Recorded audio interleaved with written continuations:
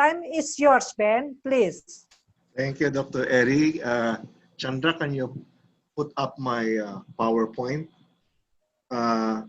So by way of introduction, um, this Asian Solidarity Economy Council was set up years ago together with Pak Bambang Ismawan of Binaswadaya, whom I met in 1989.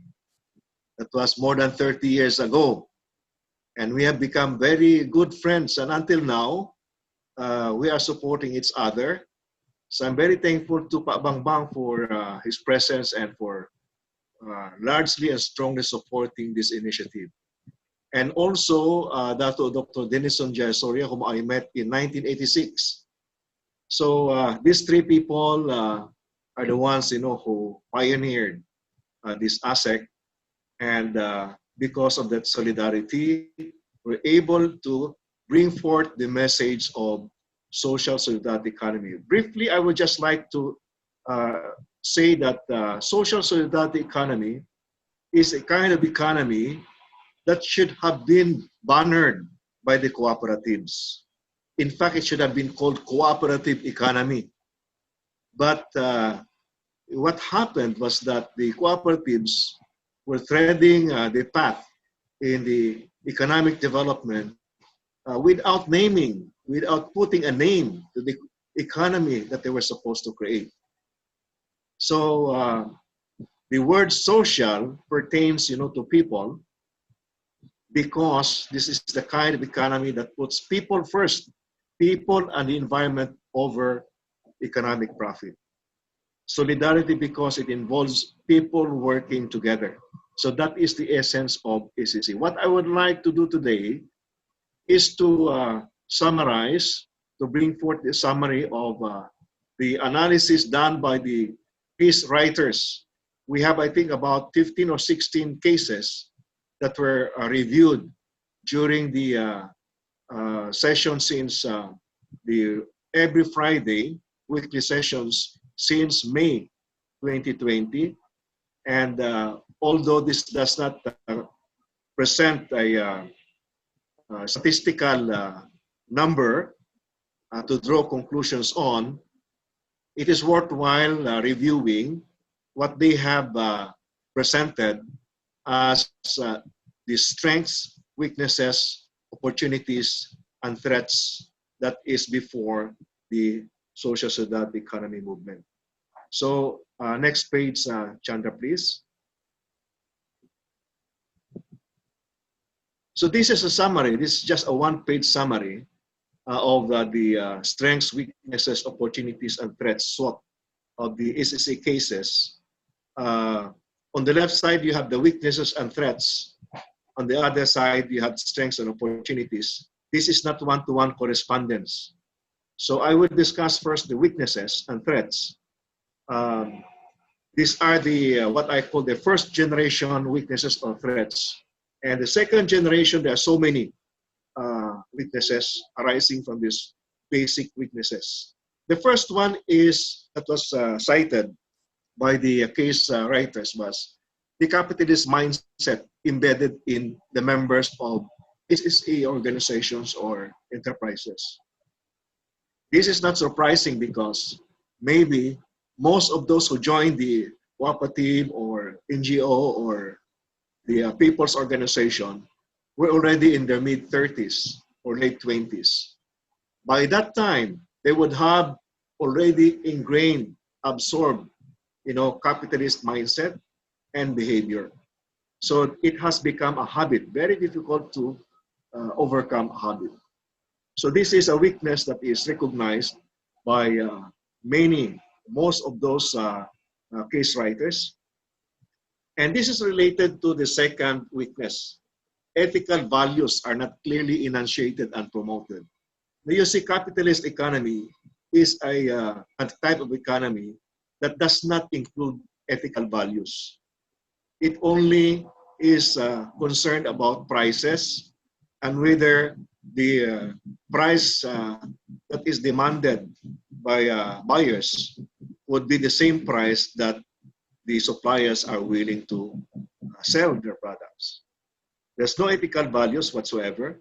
And so values like profit maximizing would be paramount because, the values like helping one another, supporting one another, compassion does not enter into the equation of the neoliberal market economy. The third weakness is low remuneration for the staff of these enterprises.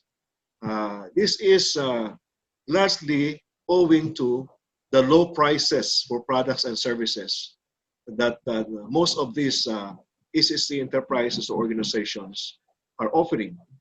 Now, why? Why is it that they command only low prices? There are two things. One, many of the SSE enterprises are producing products that are not mainstream, like gifts, and so forth and so on. So these are not necessities, and so the market is not, on a daily basis.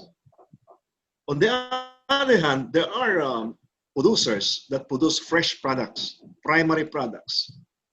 And primary products, like agriculture products, they really fetch low prices compared to processed products.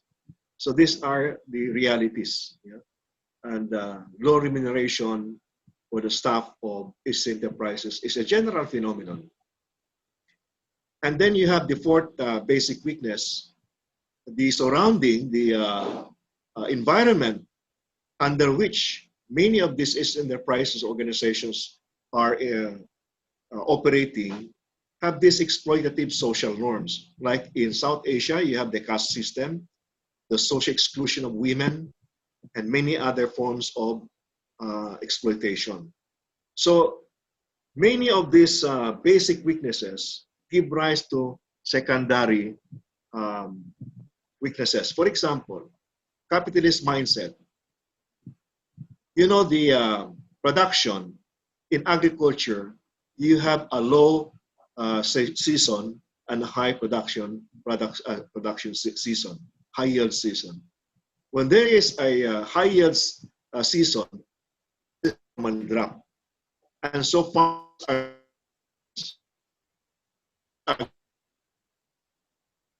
their product, they will go there. However, when there is a scarcity of production, prices are high. And so this is where we find what we call pole vaulting. So members of cooperatives not selling to their own cooperative, but they sell to other buyers. Why? Because they can get more profit from there. So this is one of the cases, and many more. Ethical values.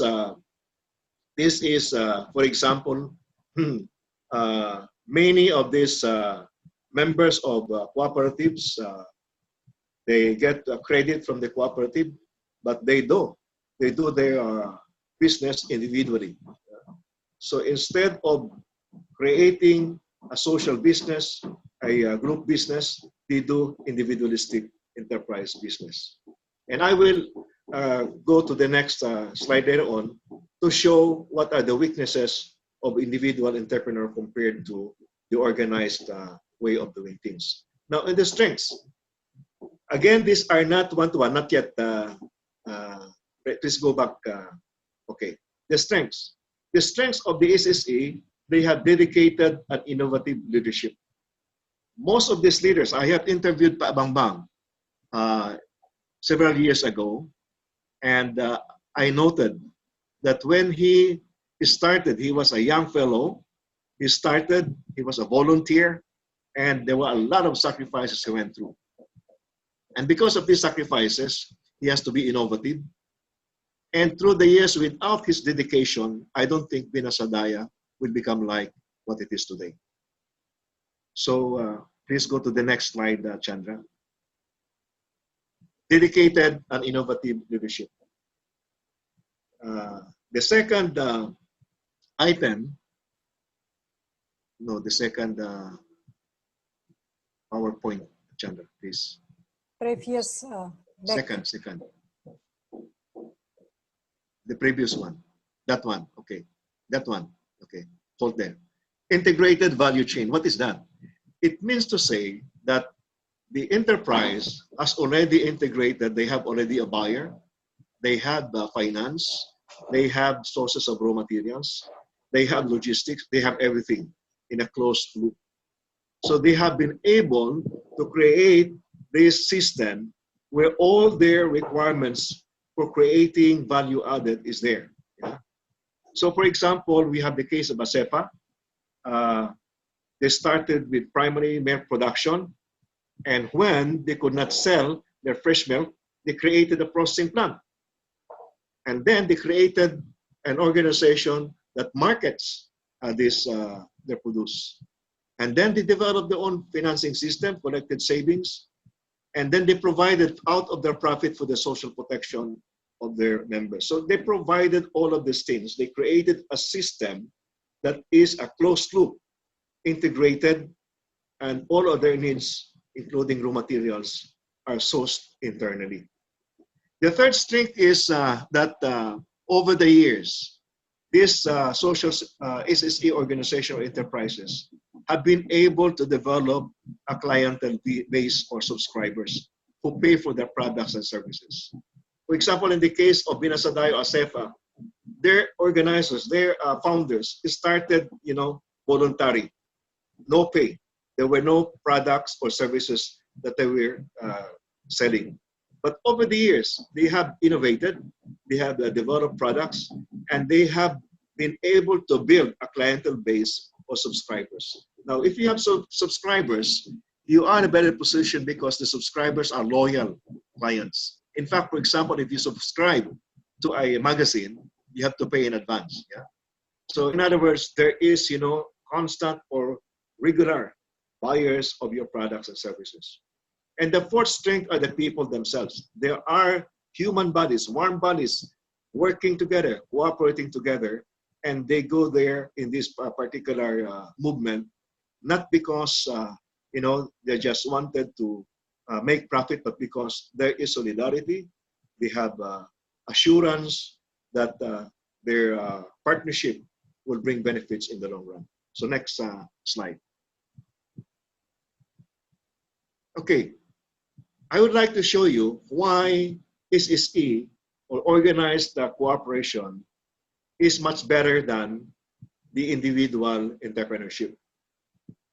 On the left side, the first column, you will note the different kind of resources required by entrepreneur. You have land, manpower, expertise, capital, materials, organization, management, advanced technology, post-harvest facilities, market. And there's only one check there, the labor, manpower.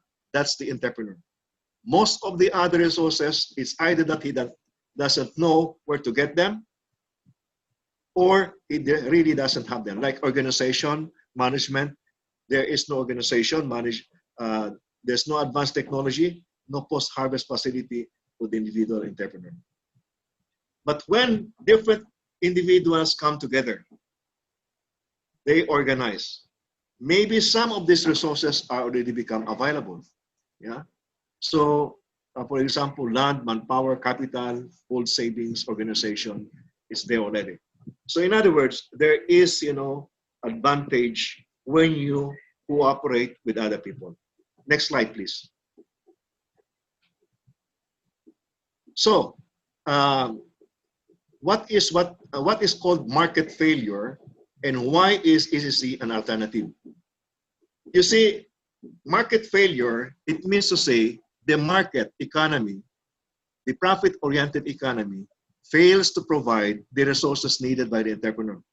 For example, in order to acquire land, in order to acquire materials, advanced technology, and all the other resources, that individual entrepreneur needs finance capital.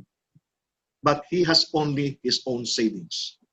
So how can he acquire all these resources with his own savings only? It is so difficult. He has no access to these resources, so he remains poor. So what he does, he runs to the most powerful, strongest individual in the village, and that is a private trader. And then he becomes bonded to that private trader for his life, because he provides all of these resources but then his production now belongs to the private trader. But when you organize, you bond, you cooperate with other people, there is another form of capital that is added to your finance capital. And that is what is called social capital. So in financial terms, social capital is the value of social relationships and networks that complement finance capital for economic growth. So imagine working with one hand and you have, very little resource. You're fighting against all odds, against the situation where you have two hands and strengthened by resources that are supporting you. This is the case of SSE.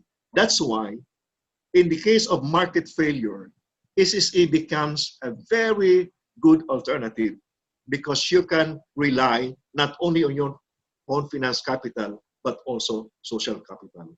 In addition, you can pull the savings of so many people, and this becomes a source for your own finance capital. Next slide, please.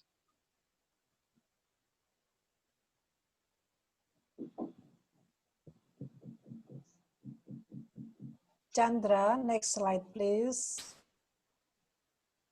So you see, now, of course, we have the government, and why do we need NGOs or civil society organizations in developing SSE? Because in a market-oriented economy, the economy is already captured by for-profit companies, and even the government is not able anymore to do something about the economy. Yeah? So for example, when we talk about governance, what are the components of governance? For example, the case of fairness. Government is ruled by politicians, and politicians are partial to political supporters. But in the case of civil society organizations, many of them are justice-seeking and they're impartial.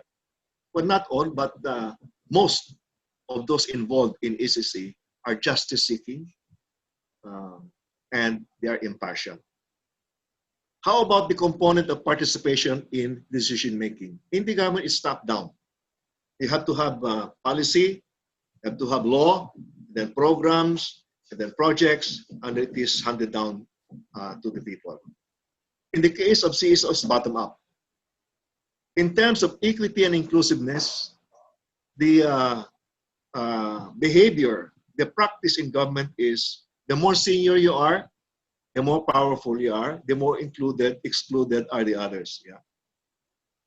In the CSO, you have equality and non-partisanship. Transparency. Well, you know, most of these government officials, they don't want to make known what they are doing. So they either stonewall or they don't provide information about what's happening to the budget, where it is being spent, and so forth. But in CSO, there is openness. Accountability in the government is power-centered. CSO is people-centered. Subsidiarity, in the case of the government, it is decentralization, but at the lower level, it's still the government. It is still a government agency. In the case of CSO, it is partnership with the people. Next slide, please. So, I think this is my last slide. Now, the other issue that we need to tackle is how do non-profit CSOs transition from being a non-profit organization to a sustainable solidarity social economy enterprise, from organization to enterprise. When you say organization, normally voluntary organization, civil society organization, voluntary, they source money from external sources, maybe donations.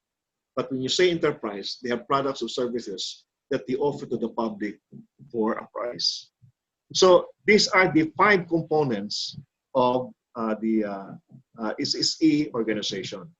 The first is socially responsible governance. In nonprofit CSO, there's agent-clientele relationship, meaning to say the CSO mobilizes funds and it initiates a program. In the social society economy organization, there is partnership, shared ownership of program. Second is the edifying ethical values. The values that are motivating CSOs are compassion, social justice. So these type of values are very much operational when you deal with social issues like social protection programs like housing, education, and so forth. In the SSE organization, the values are working together, sharing resources, sharing profits, and so forth. The third component, socioeconomic benefits of the people. The NGO are very strong in social protection measures, education, health issues, housing, and so forth. But for the SSE organizations, they're talking about job creation, enterprise development, and so forth. Environmental protection, the CSO very strong in advocacy, but the SSEO, they integrate environmental protection in their business model.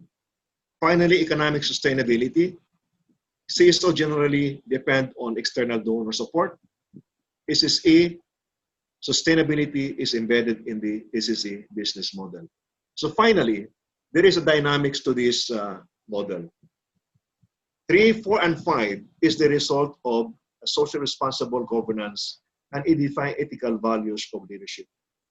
In other words, the result of the social responsible governance and whose leaders are motivated by ethical values are socioeconomic benefits to the people, environmental protection, and economic sustainability. This, in brief, have been the description or the general characteristics of the cases that have been presented in the online academy of SSE for the last 2 months. So with this, I'd like to thank you for listening, and back to you, Dr. Eri. Thank you for giving me this opportunity. Thank you. So thank you very much, Dr. Ben, for analytical. And if people asking who this SWOT come from, actually the presentations from Dr. Benjamin is reflected from the case study has been presented by the ASEC members, as well contributions from some part of the case study analysis that has been sent previously. Okay, thank you very much. I know that might be, if you have some questions, please notice in the chat, yeah. So to have an effective discussions, I would like to open the discussions after the two presenters has present their views.